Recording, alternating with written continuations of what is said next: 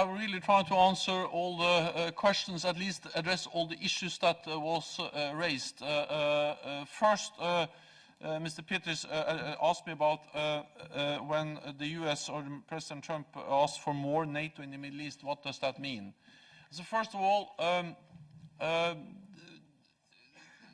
that's exactly, I'm not able to tell you simply because we are now discussing what does that mean. So there is now a process inside NATO, but also with our partners, and not least with partners in the region, with Iraq, Jordan, and other partners in the region, about if NATO is going to do more, what more could we do?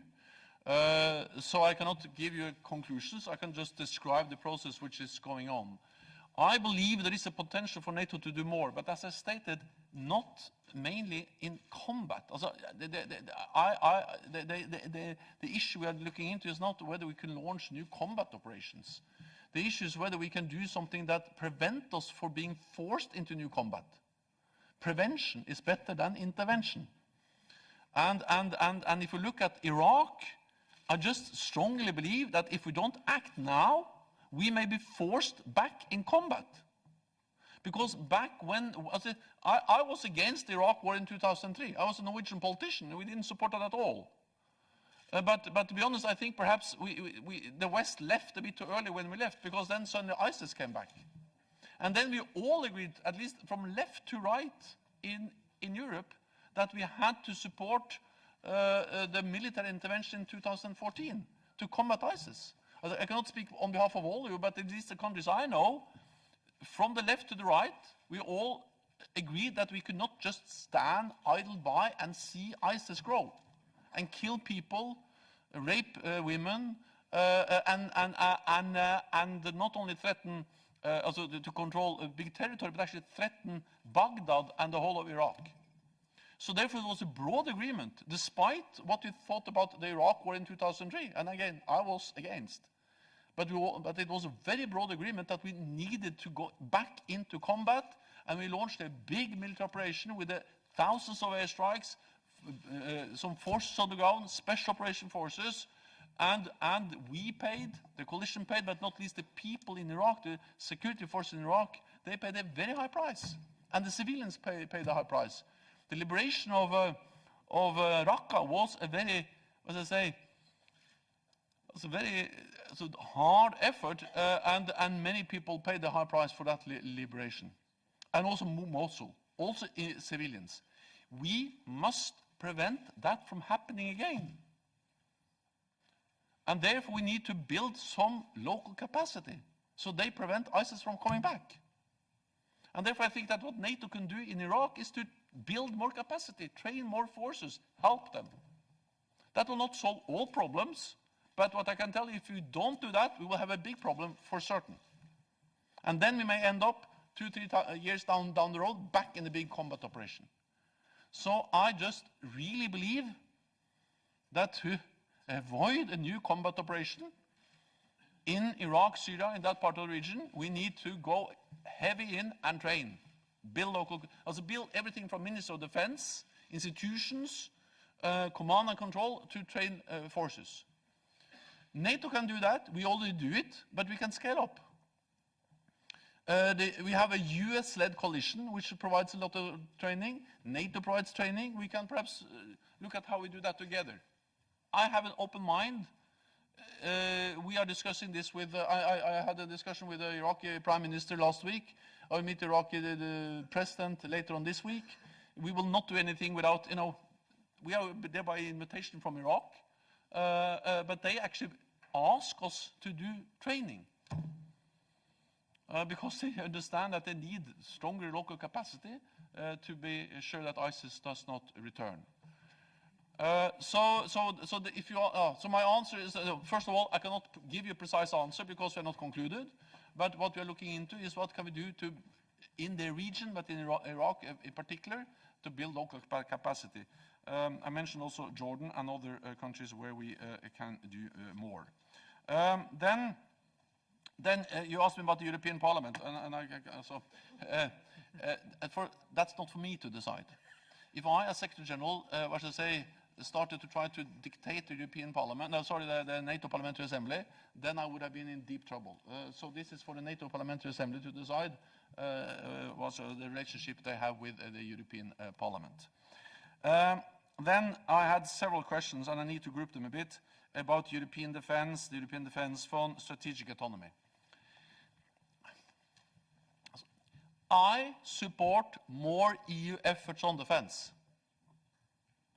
I think it's, why shouldn't I?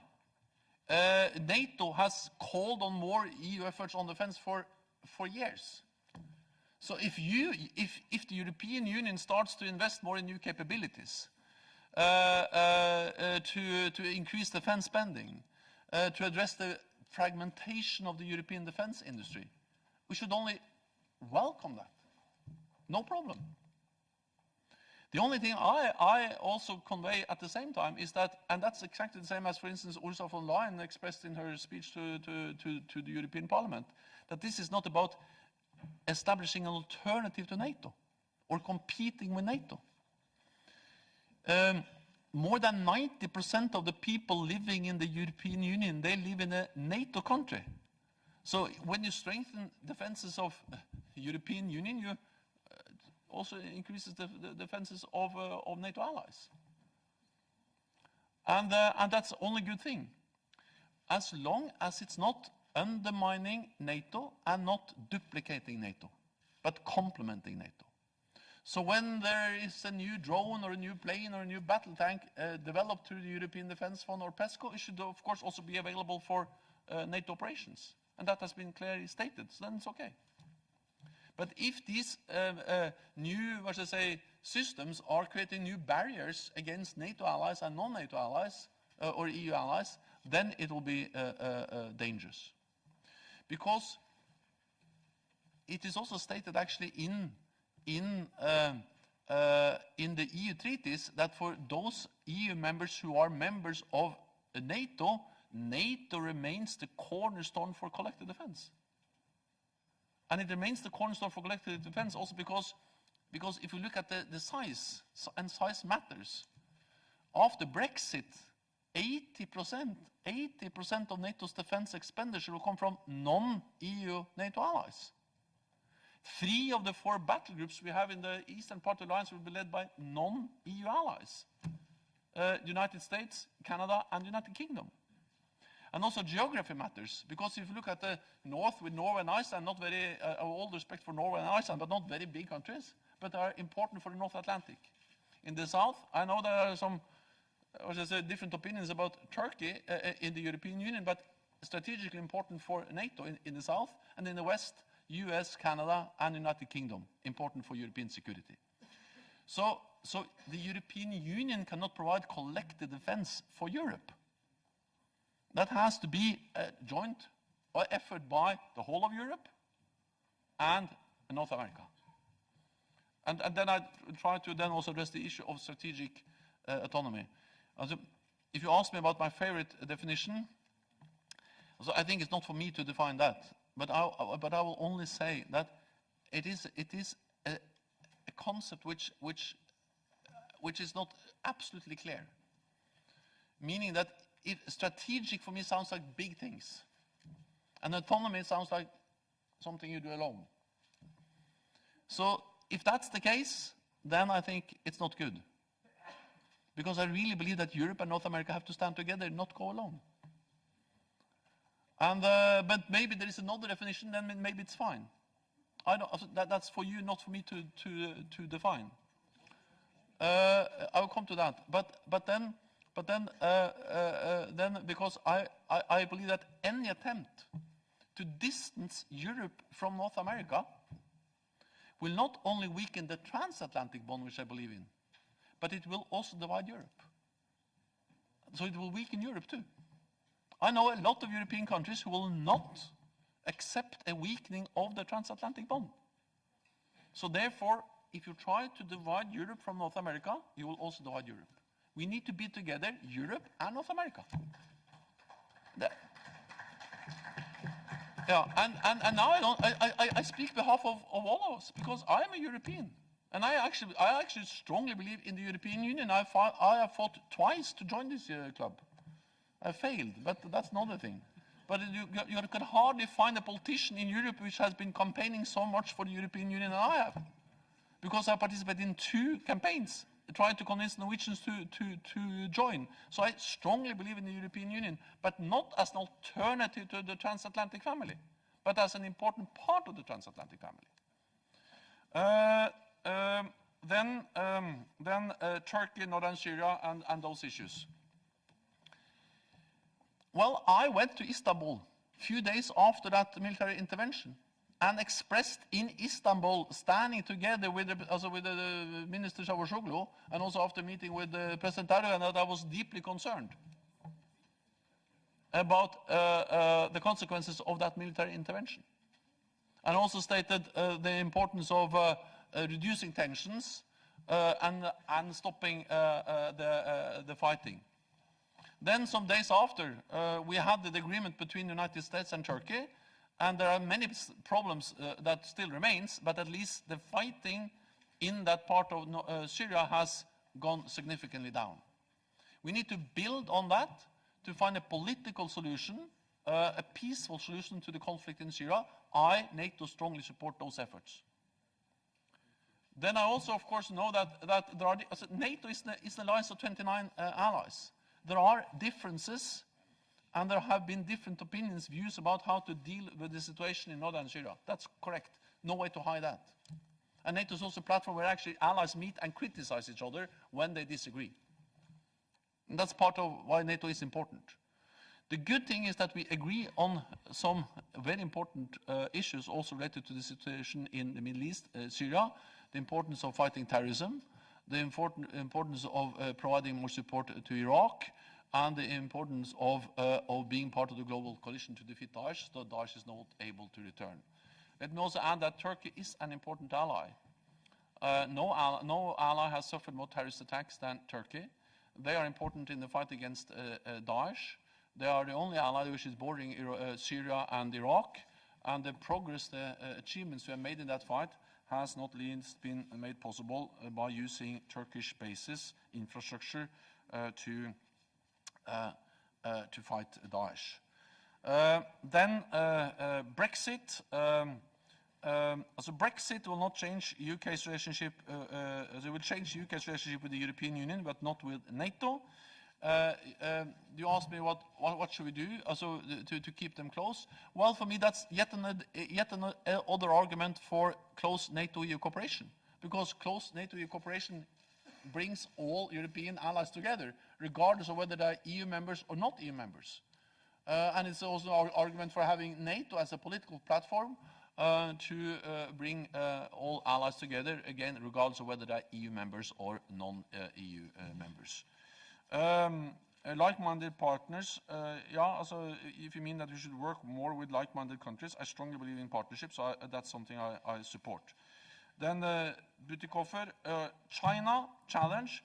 So first of all, we are not going, the idea is not to move NATO into the South China Sea. But the challenge is that China is coming closer to us in cyberspace, in investing heavy in our critical infrastructure, in Africa, in the Arctic, so we need to respond to the fact that China is coming closer to us. So it's not about moving NATO out, but also the fact that China is now developing weapon systems which more and more are able to reach all NATO allied countries, including Europe. Libya. Well, I'm strongly in favor of supporting the UN-led efforts to find a political solution. I welcome the conference that was held in Berlin. We need a ceasefire, we need to implement the arms embargo, and NATO is a strong supporter of that. So that's the short answer to how to deal with the very difficult situation in Libya. There's no easy way out, but we need a political negotiated solution. Let me also add that in one way, the Libya operation, for good or for bad, shows how NATO and EU can work together. I was Prime Minister in 2011 when the Libya operation was launched. It was launched totally without NATO. I was actually in Paris, and it was Norway, Denmark. There, I remember I was together with the Danish Prime Minister, and we had Sarkozy, and we had Cameron, and it was a European initiative to launch the military campaign against Libya, and I was part of that. So I'm not ashamed. I'm fully taking responsibility for that. But then, after some time, we realized as Europeans that we were not able to conduct that operation against Libya without the support from NATO. And then the Europeans went to NATO and asked for help, and then NATO provided that help. So the Libya campaign was initiated as a European campaign, initiated without NATO, but after some days we realized that we didn't have the capabilities, so we went and then we utilized the NATO command structure and so on to fully implement that campaign, and also, of course, the support from the United States.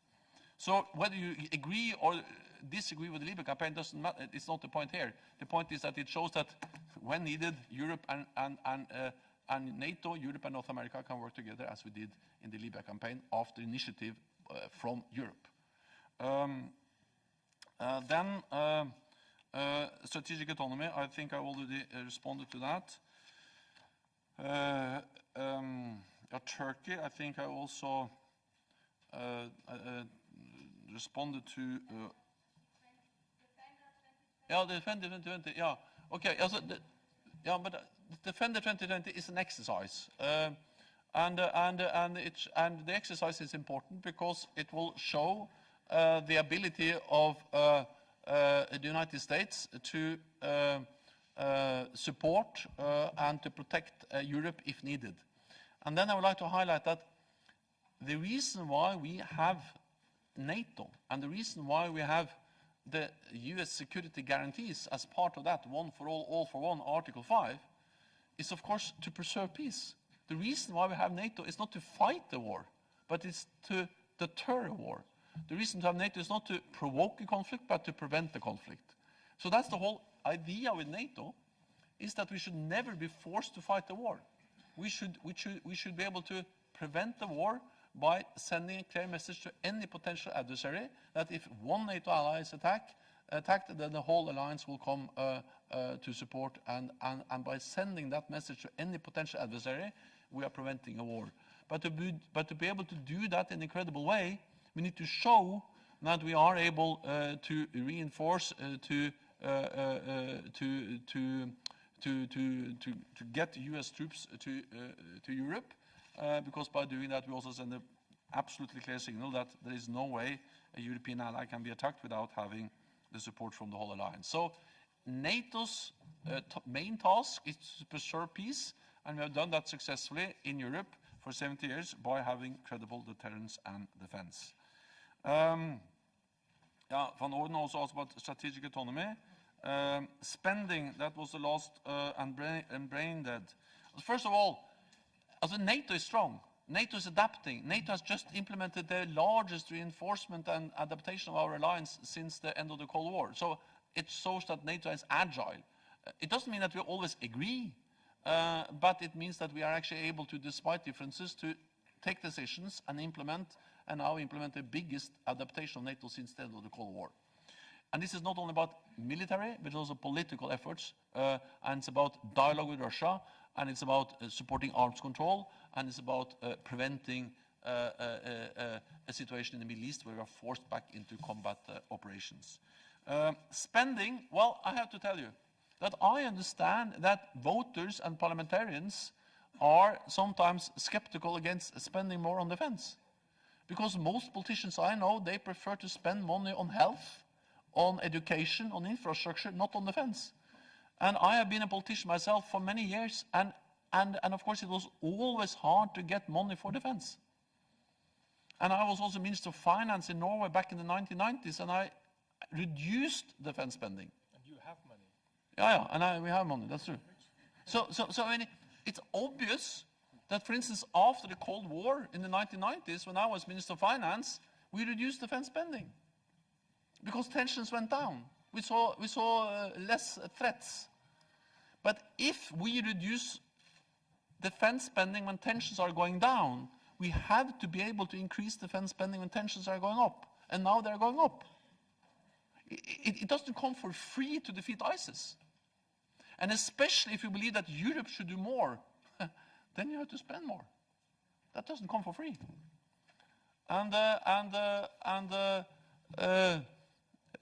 We see a more assertive Russia violating the INF Treaty, deploying new nuclear-capable missiles in Europe.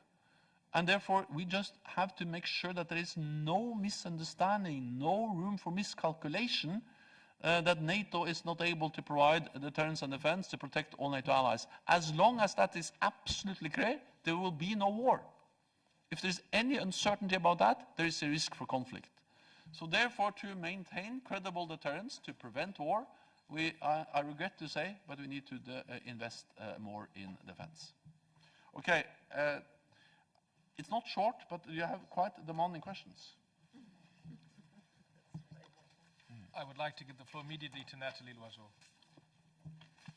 En français, merci Monsieur le Président et merci Monsieur le Secrétaire Général. Je vais essayer moi aussi d'aller rapidement pour résumer et conclure cet échange de vues qui paraît aujourd'hui très opportun. Je retiens deux éléments qui me paraissent essentiels. Le premier, c'est la conviction que l'OTAN ne peut pas faire l'économie d'une réflexion stratégique en profondeur. We must have strategic thinking as we face the Russian threat in various forms. Europe is also confronted with the terrorist threat from the Sahel region and the Middle East. Fighting against this must be a priority for Europe. At this moment,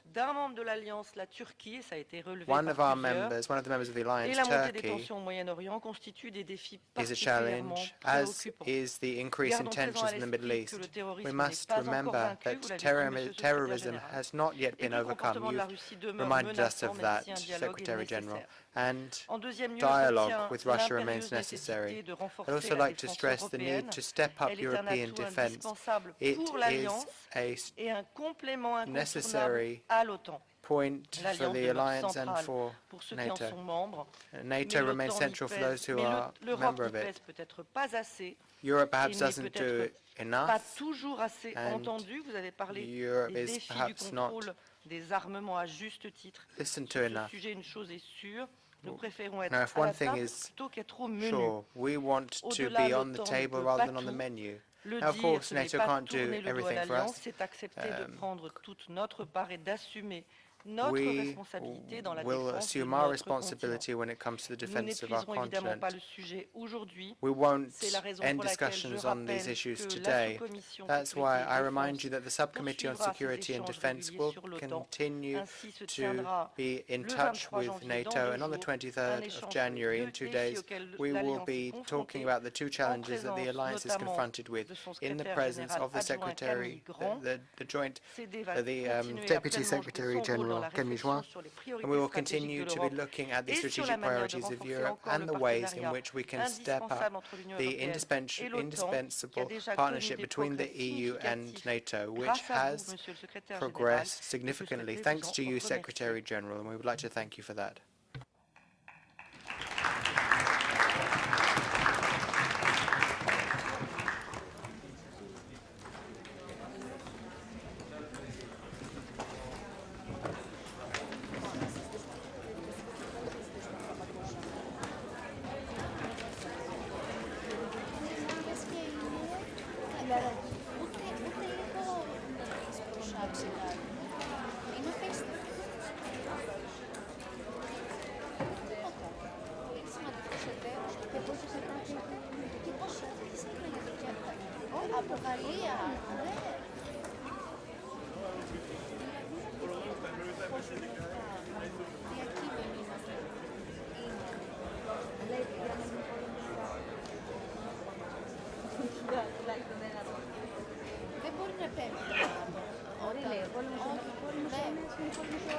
Ναι, από εξωτερική απειλή, όχι από δύο κράτη-μέλη μεταξύ τους.